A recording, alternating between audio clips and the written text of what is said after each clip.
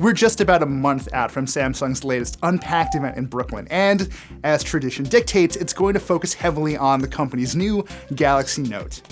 Any of you hoping for some news about the Galaxy Fold on August 7th will probably be disappointed though. A recent report from Bloomberg indicates that Samsung does not plan to talk about it on stage, which is too bad because that same report suggests that the company has finally completed its redesign of its first foldable phone. If you're not up to date on this whole mess, here are the broad strokes. Samsung originally planned to release the Galaxy Fold in the spring and gave all of us usual suspects devices to review. A few people who thought a film layered on top of the screen was a screen protector trying to peel it off, only to discover that they had ruined their phones in the process.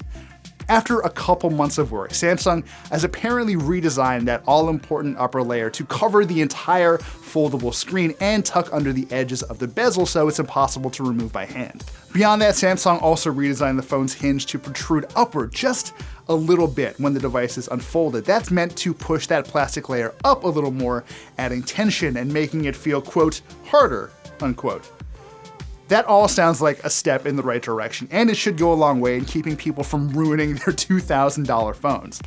What's not clear is whether Samsung fixed some of the other issues I and other reviewers ran into earlier this year. Our counterparts over at The Verge got a Galaxy Fold that developed a strange lump at the bottom of that foldable display, which quickly broke the panel, and to date, Samsung just has not said what happened there.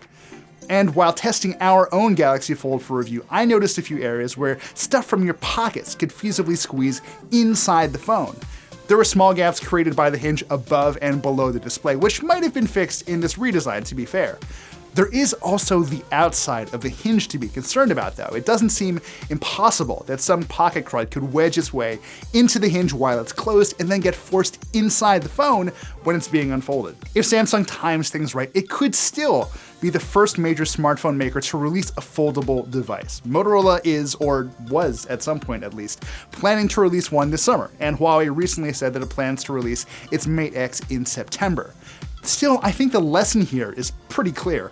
As Samsung very capably proved earlier this year, sometimes being first just doesn't count for as much as you'd think. We'll see you next week with more Engadget Today.